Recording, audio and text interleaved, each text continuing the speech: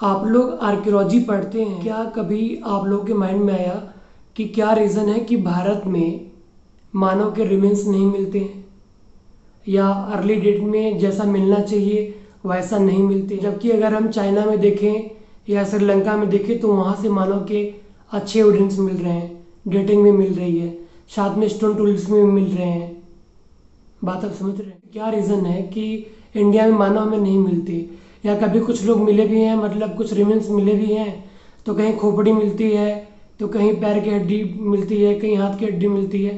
क्यों मतलब मानव नहीं मिलती? क्या रीज़न है? दो चीज़ें हैं इसके पीछे कि मानव क्यों नहीं मिलते आपको इंडिया में। फॉर का स्केल्टन क्यों नहीं मिलता है? और स्केल्टन तो मिलता है पर आपको मेसोलिथिक से मिलना शुरू होता है। उसके पहले के जो मानव मिले हैं उनका कंप्लीट स्केल्टन नहीं मिला है इंडिया से। इसके दो सबसे मतलब बड़े रीजन में से आते हैं। तो जो है कि इंडिया में इन्वेस्टिगेशन जिस तरीके से होना चाहिए शायद अभी तक उस तरीके से नहीं हुआ है। तो अनुसंधान करने की बहुत ज़रूरत है, मतलब रिसर्च करने की ज़रूरत है, सर्च करने की ज़रूरत है कि किन किन एरिया में जो है कि मानव के रिमेन्स मिल सकते हैं। और सेकेंड जो चीज़ है, यहाँ का जो क्लाइमेट है वो ह्यूमन स्केलेटन को सपोर्ट नहीं करता, ऐसा कुछ एंथ्रोपोलॉजिस्ट मानते हैं या कहते हैं। ये दो जो है कि बेसिक रीज़न है जिसकी वजह से इंडिया में मानव के एविडेंस न के बराबर मिले हैं, या जो मिले हैं वो होमोसैपियंस सैपियंस है, मतलब रिसेंट के मानव हैं। चलिए बात करते हैं antiquity of human in India. Basically मैं थोड़ा साउथ एशिया को मतलब इसमें इन्वॉल्व करूँगा कि कहाँ कहाँ से आपको अगल बगल ठीक ठाक अमाउंट में मिलते हैं। तो सबसे पहले मैं आपको बताना चाहूँगा कि जो आपका शिवालिक का एरिया है उस एरिया में जो है कि क्लेम किए जाते थे कि प्राचीनतम जो मानव के एंसेस्टर हैं वो वहाँ से बिलोंग करते थे। ठीक है, कहाँ से? शिवालिक रेंज से, जो कि हिमालय का जो है कि आउटर मोस्ट पार्ट माना जाता है। वहाँ से ऐसा माना जाता था कि वहाँ से जो है कि हमारे एंसेस्टर वहाँ से बिलोंग करते थे। कुछ हड्डियाँ मिली थी, रिमेन्स मिले थे उसके, जिनमें कि उनको नाम दिया गया है शिवापिथकस, रामापिथकस, ब्रह्मापिथकस। एक कोई हनुमानापिथकस भी है, मतलब जो नाम है वो भगवान के नाम पे उनको दे दिया गया था।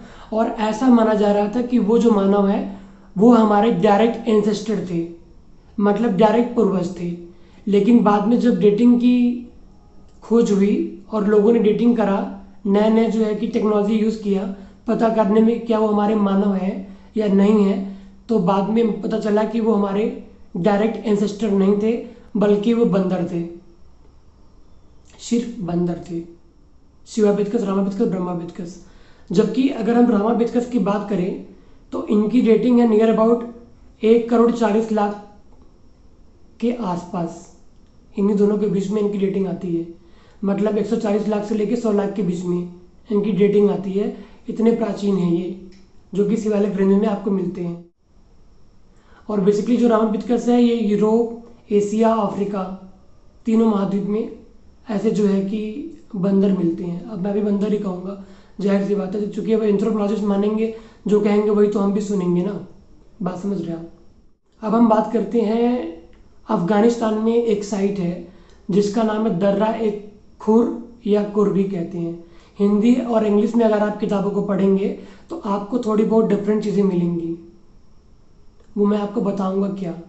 अगर आप उपिंदर सिंह का जो बुक है हिंदी वाला और इंग्लिश वाला, अगर आप उन दोनों में इस चीज़ को पढ़ोगे तो आपको मिलेगा कि हिंदी वाले में साइट का नाम है ही नहीं और इंग्लिश वाले में साइट का नाम बाकायदे मेंशन है। जबकि इंग्लिश वाले में जो है डेटिंग इसकी दी गई है दर्रा ए खुर साइट की मिडल पैलेलिथिक, जबकि हिंदी वाले में लिखा गया है मध्य पाषाण काल। अब मैं क्या कहूँ कि कितनी बड़ी मतलब गलती है ये। अगर मैं आई डोंट नो कि मैं सही लग रहा है कि दोनों में गलती है, क्योंकि इंग्लिश में मिडल पैलेलिथिक लिखा जा रहा है और हिंदी में मध्य पाषाण काल लिखा जा रहा है। ठीक है, तो आप लोग अपने स्तर पे देख लीजिएगा। मैं आपको सजेशन दूंगा कि अगर आपको पढ़ना हो तो इंग्लिश में ही पढ़िएगा, क्योंकि उसमें कम से कम कुछ फैक्ट्स तो हैं, कुछ सही चीज़ें तो मेंशन है। और जहाँ भी हिंदी और इंग्लिश की बात आती है वहाँ पे लोग प्रायोरिटी इंग्लिश को ही देते हैं, इसको आप नोट कर लेना। तो मैं बात कर रहा था आपसे उस साइट के बारे में जो कि अफगानिस्तान में, जिसका नाम है दर्रा ए खुर। वहाँ पे जो है कि एक एंथ्रोपोलॉजिस्ट थे जिनका नाम है लुई दोप्री, जिनको एक स्केलेटन मिलता है, शायद वो बच्चे का था, ठीक है। और वो वहाँ पे जो है बकरी मतलब जो गोट है उसके हड्डियों से शायद घेरा हुआ था, ठीक है। वहाँ पे उसके एविडेंस मिलते हैं। उन्होंने क्लेम किया था कि ये निएंडरथल मानव है, लेकिन बाद में उसकी रेटिंग जो है कि 37,000 के आसपास आई, ठीक है। 37,000 से लेके 1200 बीपी के आसपास आई। बीपी मतलब होता है बिफोर प्रेजेंट, और बीसी मतलब आपको पता ही है क्या होता है, बताने की ज़रूरत नहीं है।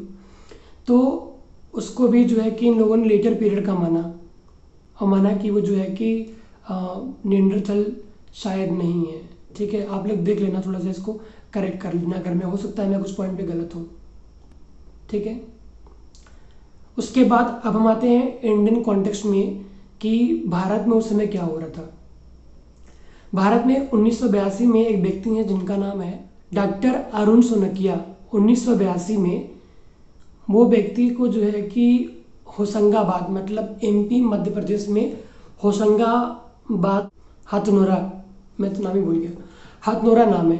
तो हथनोरा से इनको एक एविडेंस मिल रहा है जिसको इन्होंने ये कहा कि ये जो है होमो इरेक्टस है, ठीक है। लेकिन बाद में क्या हुआ, उसकी रेटिंग भी जो है पैलियो मैग्नेटिक रेटिंग वहाँ से मिलती है, उसकी रेटिंग की गई 5 लाख के आसपास, ठीक है। 5 लाख के आसपास की रेटिंग की गई, और उन्होंने कहा कि ये जो है कि होमो इरेक्टस है। लेकिन बाद में जो है इसमें बहुत कंट्रोवर्सी हुआ और कई एंथ्रोपोलॉजिस्ट ने इस पर क्लेम करा कि ये होमो इरेक्टस नहीं है, मतलब ये होमो इरेक्टस के बाद का है। बात समझ रहे हैं, मतलब होमो इरेक्टस इससे पहले का है, होमो इरेक्टस के बाद का है। बाद में इन लोगों ने जो है कुछ ना विकसित होमो सैपियंस भी लोगों ने कह दिया, मतलब होमो सैपियंस के थोड़ा सा पहले का और होमो इरेक्टस के थोड़े से बाद का। बात समझ रहे हैं, इन बीच में लाके इसको रख दिया, और इसका जो एज बताया गया है वो है मिडिल प्लेस्टोसीन एज। तो आप एक बार ध्यान देना कि अरुण सोनकिया ने इसको खोजा था, मिडिल प्लेस्टोसीन इसका एज है, जबकि एग्जाम में आता है लेट मिडिल प्लेस्टोसीन, उसको उन लोगों ने सही करा था, एनटीए नेट वालों ने। बात समझ रहे हैं, तो किताबों में कुछ लिखा है, सही कुछ और किया जा रहा है, कुछ भी चल रहा है। आई डोंट नो कि व्हाट इज दैट। और बाद में जो अरुण सोनकिया है, इनका किसी कार एक्सीडेंट में 8-10 साल पहले उनका शायद डेथ हो गया, ठीक है, जो कि एक जियोलॉजिस्ट थे, ध्यान दीजिएगा। तो ये पूरा जो है कि सीन था मानव के बारे में। और एक मैं मानव के बारे में कहना चाहूँगा, वो है श्रीलंका के जो मानव हैं। आपको पता है श्रीलंका में जो मानव मिले हैं वो काफ़ी मतलब सेफ अवस्था में है। उनकी जो स्केलेटन मिले हैं वो सेफ है। वो क्यों सेफ है? क्योंकि वहाँ पे आपने नाम सुना होगा फायान लेना, बेटा टोम्बा लेना, हियन लेना, ठीक है। तो इस तरीके से 4 गुफाएं वहाँ पे हैं जिसमें जो मानव रिमेन्स मिल रहे हैं वो गुफा के अंदर मिल रहे हैं, इसलिए वहाँ मानव सेफ है। ध्यान दीजिएगा, अगर स्केलेटन गुफा के अंदर मिले तो वो ज़्यादा सेफ रहती हैं। वही हाल चाइना का भी है। चाइना में भी आप नोटिस करोगे जो स्केलेटन मिल रहे हैं वो गुफाओं के अंदर मिल रहे हैं, इसलिए वो सेफ है। बात आप समझ रहे हो? तो इस तरीके से मैंने कोशिश करा कि आप लोग को थोड़ा बहुत मैं बताऊं कि मानव की जो कहानी है वो कैसी है।